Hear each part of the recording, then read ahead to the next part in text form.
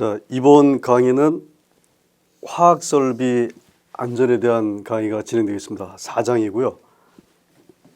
우리가 산업 현장에 들어갈 때 이제 그 제조 현장에 보면 각종 화학 설비들이 이제 상당히 많고 그 설비들 규모도 어마어마한데 거기에 대한 전반적인 그 설비의 안전을 포함한 설비의 구조가 어떻게 돼 있고 이제 이런 부분에 대한 거를 오늘 이 시간부터 공부를 하도록 하겠습니다. 그 화학 설비는 종류가 이제 굉장히 종류가 많고 복잡합니다. 대부분 또 대형화된 화학 플랜트에 들어가 보면 그 설비들이 연속 공정으로 A서부터 Z까지 공정이 있으면 각 공정마다 다양한 설비들이 존재하게 됩니다. 그래서 일반적으로 화학 설비가 있고 또 화학 부속 설비도 있게 됩니다. 또 거기에 또 특수 화학 설비라는 게 존재하게 되는데, 자, 처음부터 다시 이제 보면 화학 설비는 그럼 어떤 거를 화학 설비라고 하는가라고 이제 우선 여러분들이 그 설비에 대한 개념을 이해하실 필요가 있습니다. 화학 설비는 이렇게 종류가 좀 여러 가지가 있는데 이 각 설비들이 어떤 기능을 하느냐가 굉장히 중요한 요소입니다. 그래서 여기 반응기 또 혼합조 이런 어떤 화학 물질을 반응하거나 혼합하는 장치가 첫 번째. 그래서 반응기 혼합조가 여기 포함되고요. 두 번째는 그 화학 물질들에 대한 부분을 분리하거나 어떤 과정, 증류 이런 과정을 거치는데 거기에 들어가는 증류탑, 흡수탑, 추출탑, 감압탑. 이제 이 탑이라는 게 그 설비의 대형 설비의 그 종류 이름 중에 하나지만 이런 그 분리 장치가 또 있습니다. 세 번째는 화학 물질을 저장하거나 계량하는 설비들인데 저장하는 저장 탱크, 계량 탱크, 데이 탱크라고 그러기도 하고요. 뭐 호퍼, 사일로 이런 물질을 저장하거나 계량하는 설비들이 또 있게 됩니다. 네 번째는 열교환기가 주로 많이 있는데 열교환기는 어떤 고온의 열을 저온으로 바꾸거나 아니면 거꾸로 저온을 고온으로 올려주는 그런 역할을 하게 됩니다. 거기에 들어가는 그와 같은 기능을 갖는 그 설비들이 응축기라든가 냉각기라든가 가열기라든가 증발기 이런 설비들이 이 열교환유에 포함이 되게 됩니다. 그리고 또 다른 열교환기 중에서는 고로등, 즉 고로는 이제 우리가 제련 공정에서 그 센 물을 끓이는 이런 부분인데 거기에 점화기 이런 부분도 거기에 열교환기 중에 하나가 됩니다.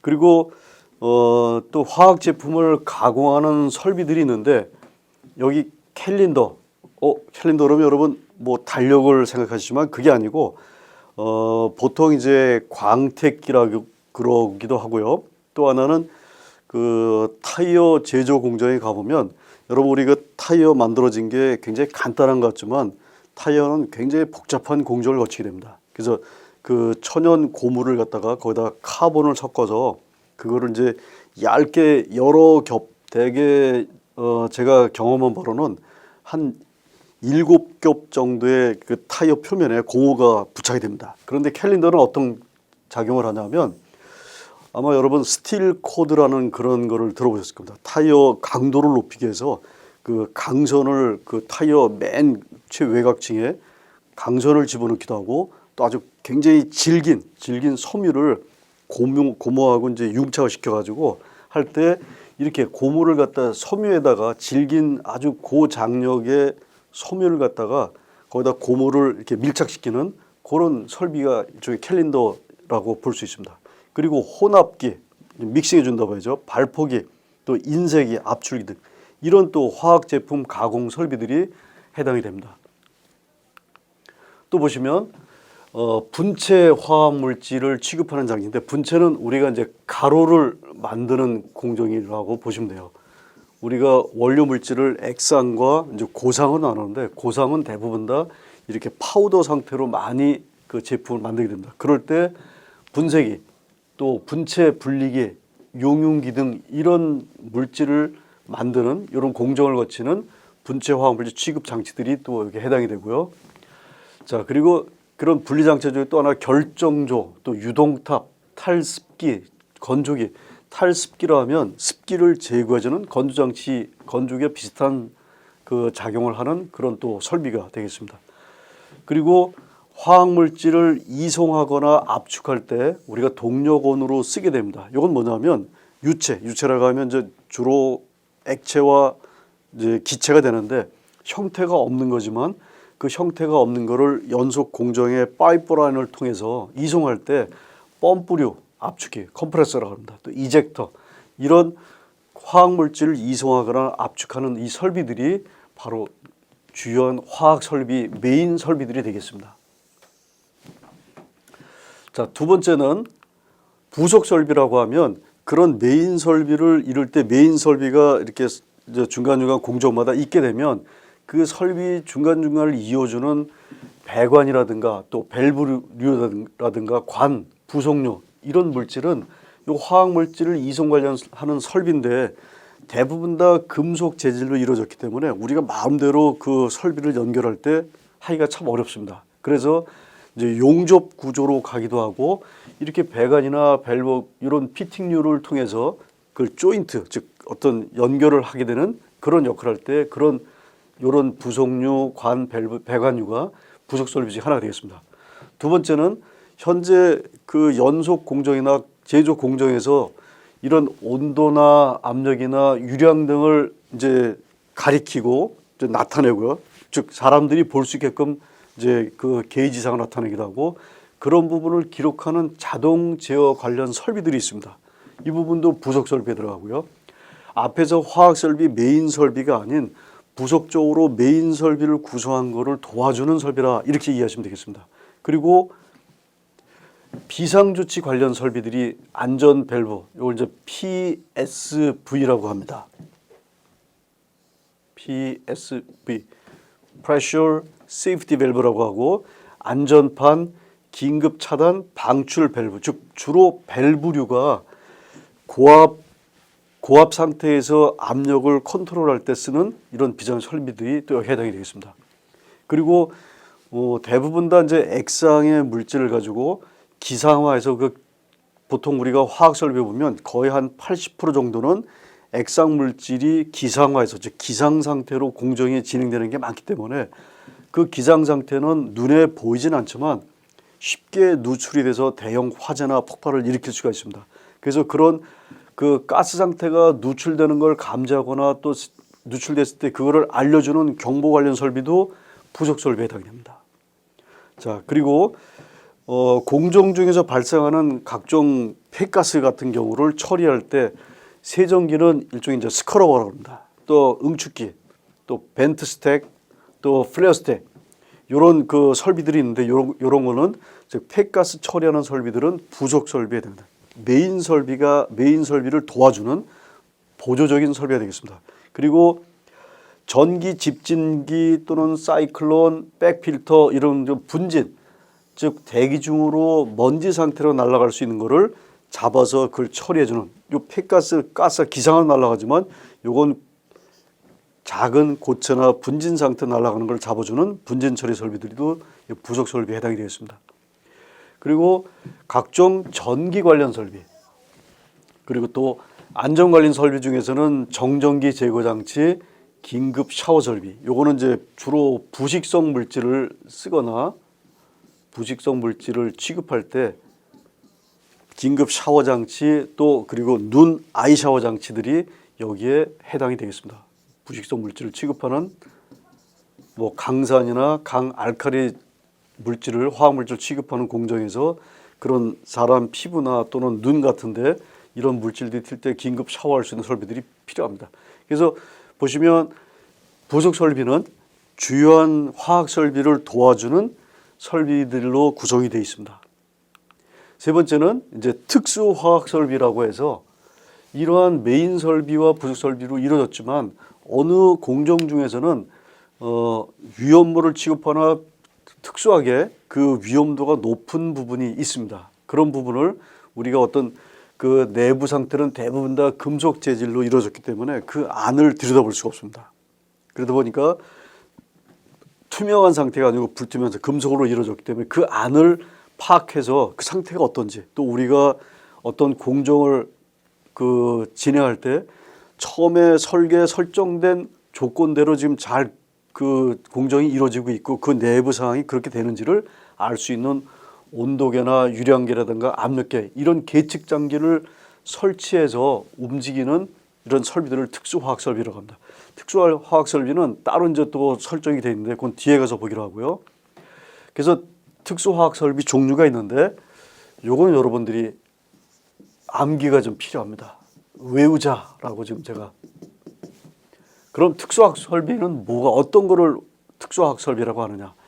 특수화학 설비는 우리가 일반적인 설비와는 다르게 거기에는 항상 화재 폭발이나 누출을 일으킬 수 있는 요소들을 항상 갖고 있는 그러한 공정에 속해 있는 설비라고 보시면 돼요. 그래서 첫 번째 뭐냐면 발열 반응입니다. 어떤 화학 물질이 공정을 통해서 이제 진행이 되는데 그 공정 중에 발열 반응, 즉 열을 발생시키는 물질을 통해서 원료 물질이든 중간 물질이든 그렇게 해서 일어나는 반응 장치가 있습니다. 이럴 때는 이 온도 제어를 하는 게 매우 중요한 요소가 됩니다.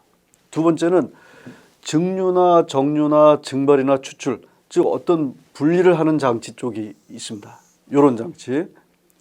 세 번째는 그 물질을 가열시킬 때 그 안에 있는 원료 물질 또는 이런 들어가는 부가적인 물질들이 위험 물질의 분해 온도, 그 물질의 분해 온도나 발화점, 즉 점화원이 없어도 스스로 발화가 되는 화재를 일으키는 이런 높은 온도에서 운전되는 설비, 이것도 특수화학 설비입니다. 그러니까 발열 반응, 두 번째 분리를 하는 장치, 세 번째는 분해 온도나 발화점보다 높은 상태에 운전되는 설비. 네 번째는 앞강에서도 말씀드렸습니다만 반응 폭주, 영어로 런어웨이라고 하죠.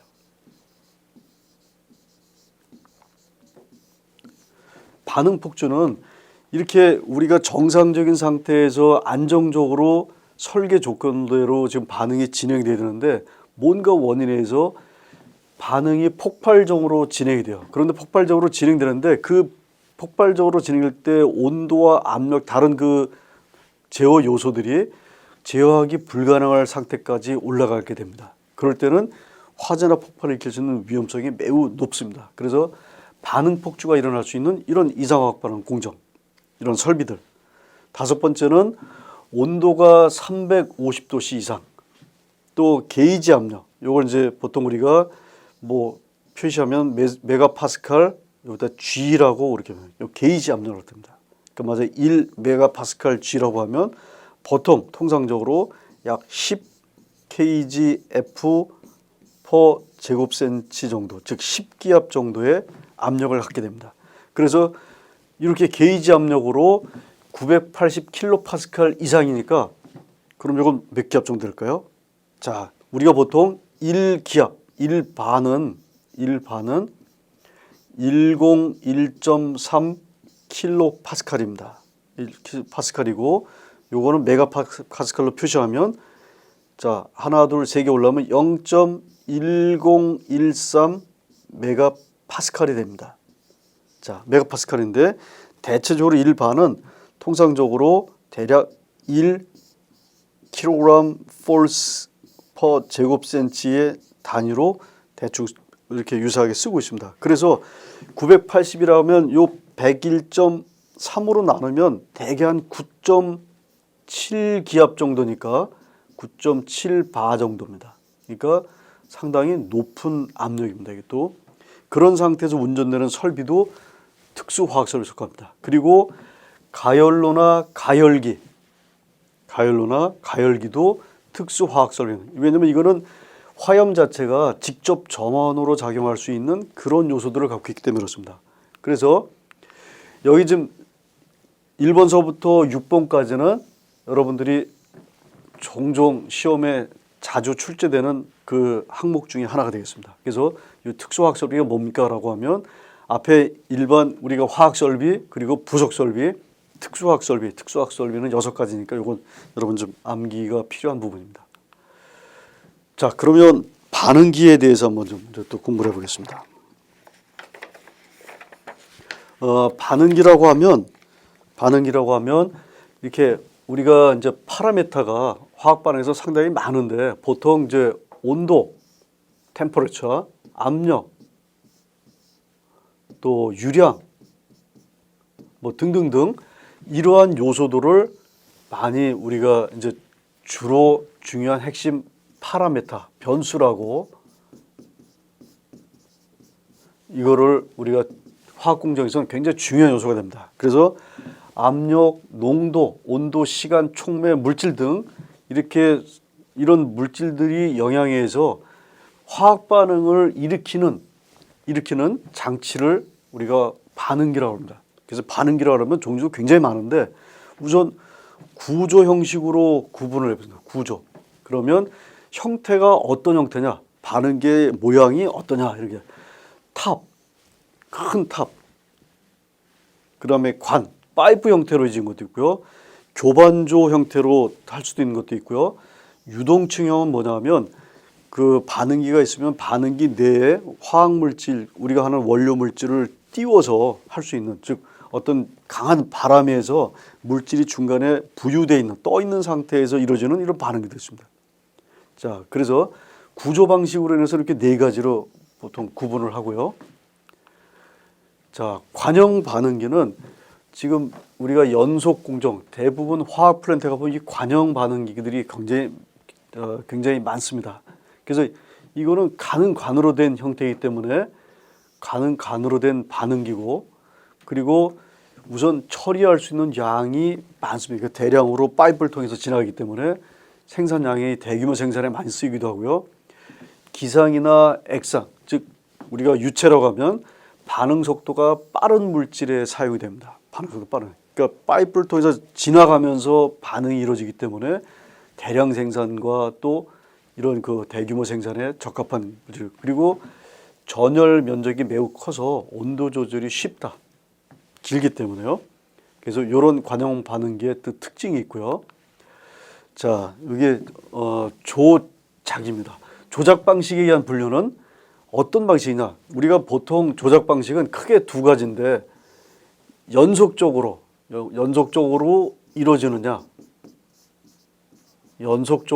이루어지느냐, 또 하나는 회분식이라고 해서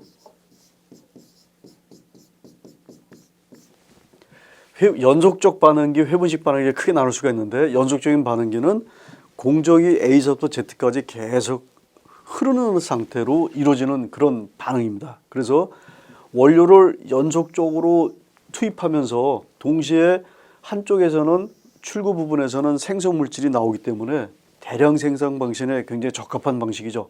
그래서 이런 거는 온도나 압력이나 농도를 일정하게 유지하면서 가기 때문에 대량 생산에 굉장히 적합한 이런 방식입니다. 이걸 연속식이라고 합니다.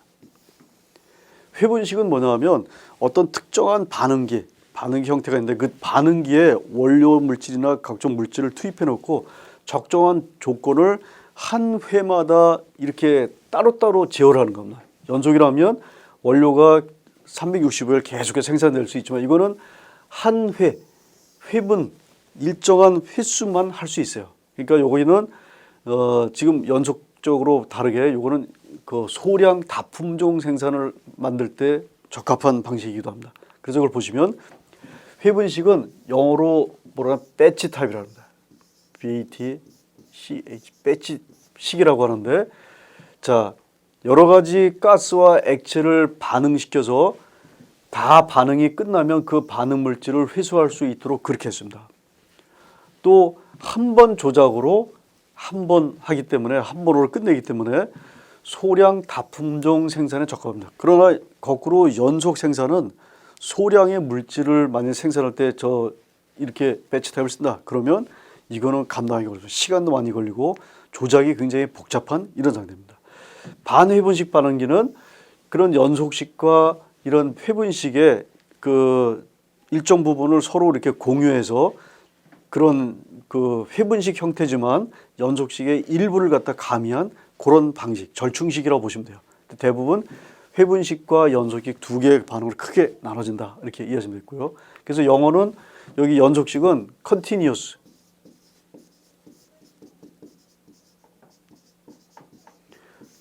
타입이라고 이렇게 얘기를 합니다. 그래서 회분식과 반회분식 나눌 수 있고요.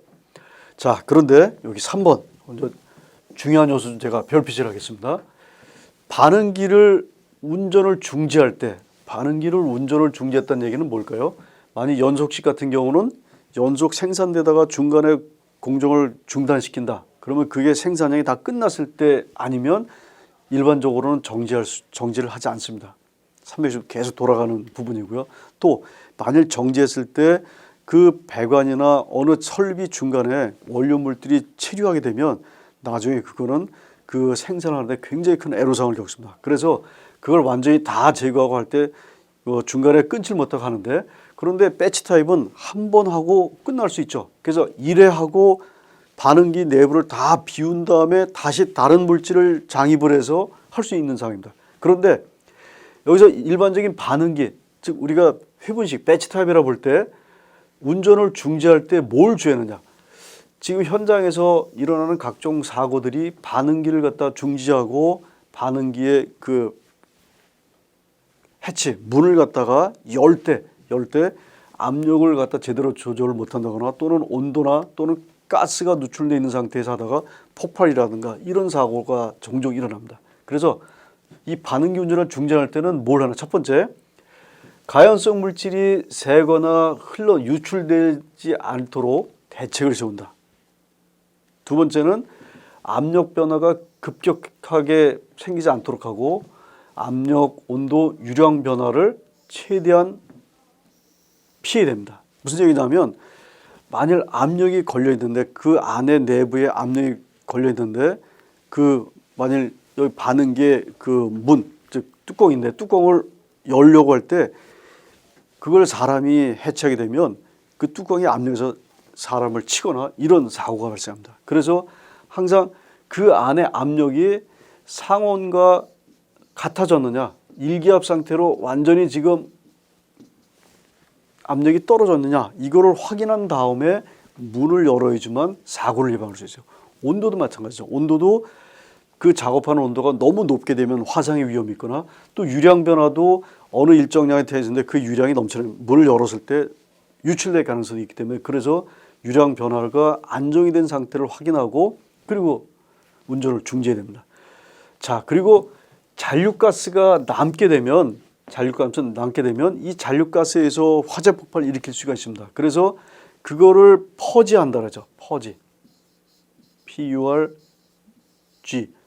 보통 우리가 퍼지라고 하는데 퍼지는 주로 이제 앞강에서 말씀드렸습니다만 불활성 가스를 한다든가 공기를 한다든가 또는 물을 채워서 하고 그 안을 안전하게 됐다는 걸 확인해야 되는데 그때 이 잔류가스를 제거할 때 불활성 가스를 취급합니다.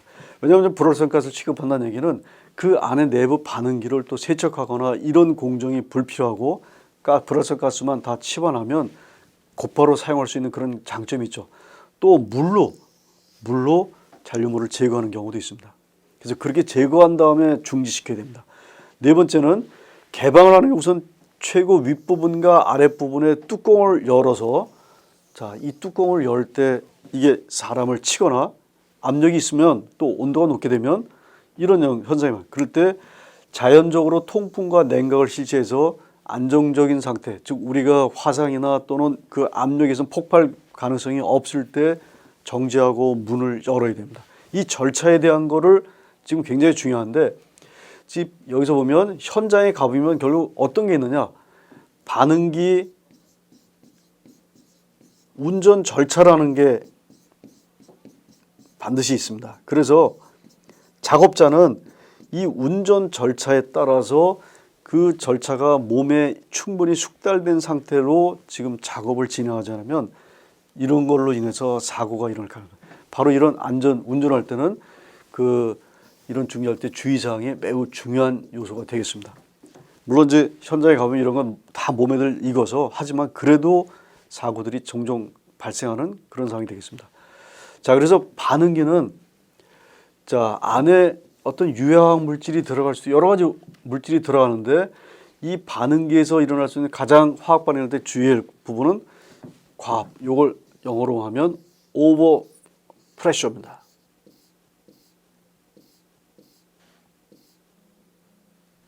과압이 걸리거나 또는 반응 폭주, 런어웨이 이런 현상이 발생하게 되면 이 반응기 시스템 자체가 폭발하거나 이럴 가능성이 있습니다. 그럴 경우는 대형 사고가 터지기 때문에 그래서 과압과 반응 폭주를 굉장히 주의를 해야 된다. 자, 반응기가 그렇게 과압이나 반응 폭주 이상 과열이 발생됐다. 그러면 그거를 중지시켜야 될 거 아니겠습니까? 그래서 그럴 때 반응 폭주를 방지하기 위해서 어떤 설비들이 작동을 하느냐? 바로 이 세 가지입니다.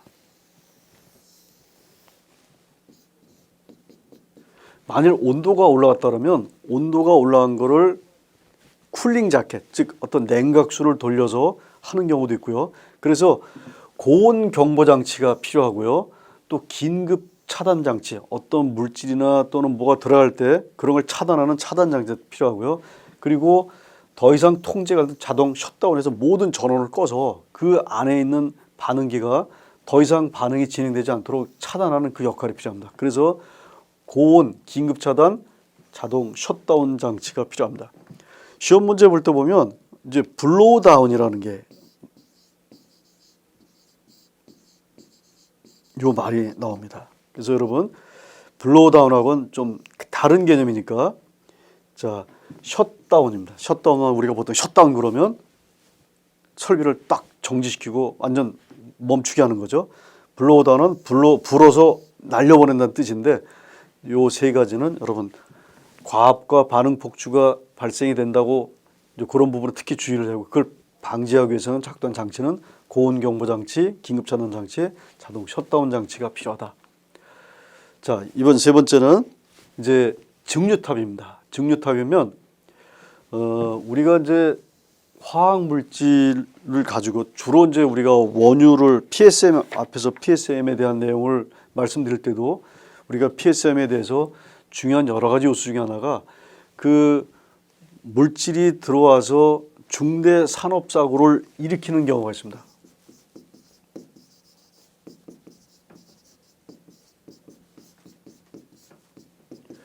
중대 산업 사고는 어떤 유해 물질 또는 설비로 인해서 누출, 화재 폭발이 일어나서 폭발로 인해서 사업장 내 근로자한테 큰 피해를 일으키고요. 그리고 사업장보다 근로자에 큰 피해를 입고 그리고 주변 환경, 즉 주변입니다. 주변에도 큰 영향을 미치는 이러한 사고를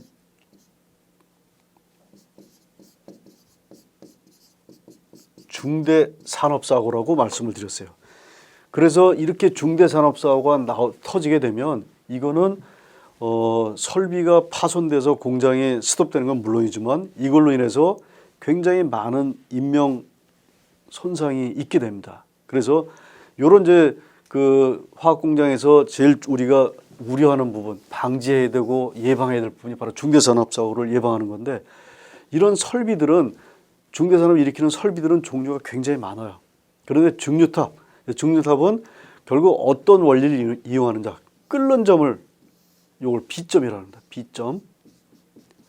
B점 차이를 이용해서 그 어떤 물질을 이제 추출해 내는데 대표적인 게 여러분 원유를 통해서 우리가 해야 되는 게 있죠. 원유를 정제해서 여러 가지 물질을 뽑아냅니다. 그런데 이 원유에서 나오는 물질 여러분 아마 아실 겁니다. 가솔린, 등유, 경유, 또 중유, 윤활유, 파라핀, 피치 이런 물질들이 B점이 밑으로 갈수록 높습니다. 높고 낮은 상태, 가장 낮은 온도에서 나오는 게 바로 가솔린입니다. 요 앞에도 또 LPG 가스가 생성이 되죠. 그러면 원유를 그럼 어떻게 해서 이렇게 만드느냐? 바로 이 증류탑에서 이런 B점, 끓는 점의 차이를 이용해서 B점이 낮은 물질부터 추출해냅니다. 가솔린. 그래서 첫머리까지 가등경중 윤파피. 그래서 LPG는 원유에서 정제할 때 생성되는 가스라고 그랬습니다. 보통 이제 우리가 프로판과 부탄 H10인데 이 두 개 물질이 혼합돼 있어서 공기보다 무겁다 그랬습니다. 공기보다 무겁다 그랬습니다. 그래서 LPG는 바닥으로 가라앉는다. 그래서 여기 증류탑은 뭐라는 거냐? 증기압이 다른 액체 혼합물로부터 끓는 점 차이를 이용해서 필요 성분을 분리해낸다. 여기에 원유 정제를 연상하시면 바로 이 문제는 이렇게 이해하시면 좋을 것 같습니다. 그래서 원유를 정제 증류탑을 했더니만 이렇게 가솔린, 등유, 경유, 중유, 윤활유, 파라핀, 피치. 피치는 여러분 우리 아스팔트 포장할 때 그 타르 있죠. 그런 부분을 피치라고 합니다. 자, 이렇게 증류탑은 이런 기능을 갖고 있고요. 증류탑의 원리 및 특성은 끓는 점, 즉 휘발하는 그 성질의 차이를 물질마다 전부 다르기 때문에 이용합니다. 그래서 그걸 이용해서 일정한 성분을 분리하고 그래서 열과 물질 이동을 통해서 그런 걸 전부 이제 만들어내고요. 그래서 거기에 필요한 게 기상과 액상을 접촉이 충분히 일어날 수 있게 접촉면이 필요한데 대부분 우리가 이러려면 이제 결국은 이 끓는 점까지 가열시키는데 가장 많이 쓰이는 게 뭐냐면 스팀을 주로 활용을 합니다. 스팀. 물을 갖다 끓여서 스팀을 가지고 그거를 가열을 하게 되면 이 스팀에 의해서 그런 그 휘발점이 다른 즉 끓는 점이 다른 그런 물질들별로 추출을 하게 되고요. 그래서 이거는 여러 개의 단을 사용하는 경우 다단탑이 사용될 수 있다. 그래서 증류탑 큰 이 탑 속에 이렇게 있으면 거기에 탑에 트레이 또는 플레이트라고 하는데요. 자, 이렇게 구조가 있으면 물질이 만일 여기서부터 투입된다 그러면 이렇게 공정을 거치면서 계속 올라가겠죠. 온도가 높아지고 맨 마지막에 이제 다른 공정으로 갈 겁니다. 그러면 밸브가 있게 되면 각각의 온도에서 추출되는 물질을 다르게 뽑아낼 수가 있어요. 이건 한 예입니다. 그래서 여기서 투입이 되고 이쪽으로 빠져나가는데 이게 각 공정별로 저장 탱크가 따로따로 붙어 있게 되면 뭐 예를 들어서 가장 낮은 여긴 휘발유, 가솔린, 휘발유 저장 탱크들. 그럼 이쪽에 낮은 물질이 들어와서 이거를 또 포집해서 만드는 이런 물질. 그래서 이렇게 증류탑을 활용해서 만들게 됩니다. 그래서 이렇게 단이 많은 거를 다단탑, 여러 개 단이 있다. 이렇게 이해하시면 되겠습니다. 그 증류탑의 종류가 굉장히 많은데 충전탑, 자 단탑, 자 이렇게 좀 크게 구분할 수 있는. 충전탑은 어떤 고체 충전물을 탑 내 우리가 이제 탑이라고 하면 여기 탑이란 말을 썼습니다만 큰 대형 뭐 바깥에 볼 때는 큰 어마어마한 기둥 같은 이런 탑이 있는데 그 탑 내에 충전해서 액체와 증기와의 접촉 면적을 크게 합니다. 그래서 그 탑 속에서 이렇게 B점을 활용해서 B점의 그 차이에 의해서 물질을 분리해내고 또는 추출해내게 됩니다. 이런 단탑 같은 경우는 여러 개의 플레이트 트레이인데 앞그림에서 요걸 이제 플레이트 또는 트레이라고 합니다. 요걸 트레이가 원래 접시 아닙니까? 여기 접시 또는 플레이트 판이 있는데 이 판의 이제 형상은 여러 가지가 있어요. 그건 뭐냐면 접촉 면적을 크게 하는데 각각 유효한 그런 그 기술적인 부분이 들어가서 만들어진 겁니다. 그래서 탑 지름이 작은 증류탑이나 부식성이 큰 물질이 증류에 사용할 때는 이렇게 충전탑을 쓰게 됩니다. 단탑이라 하면 이렇게 이제 플레이트나 트레이 등에 있는데 그 단을 단위로 해서 액체와 증기가 접촉하도록 이 접촉하는 방법은 결국 스팀을 활용해서 한다고 말씀드렸죠. 그랬을 때 다공판 탑은 뭐냐면 이렇게 있으면 구멍이 뻥뻥뻥 뚫려 있는 이런 판입니다. 판인데 구멍이 여러 개 있다. 다공. 구멍이 뚫려 있는, 많이 뚫려 있는 다공판. 포종탑은 형태가 마치 종 형태, 종을 엎어놓은 것 같은 이런 형태가 돼 있어요. 포종탑. 또 밸러스트 트레이, 니플 트레이는 원래 니플은 이제 우리 기계에서 보면 이렇게 주둥이가 있어서 뭔가 끼울 때, 아이고 그림을 잘못 그렸네요. 그럼 여기다 체결할 때 이렇게 해줄 때 이렇게 돌출된 거. 원래 이제 니플이라고 하면 영어 그대로 가면 이제 그 젖꼭지 뭐 이런 말이 있지만 이렇게 바깥으로 돌출돼서 판이 있으면 판이 이런 형태로 도출돼 있죠.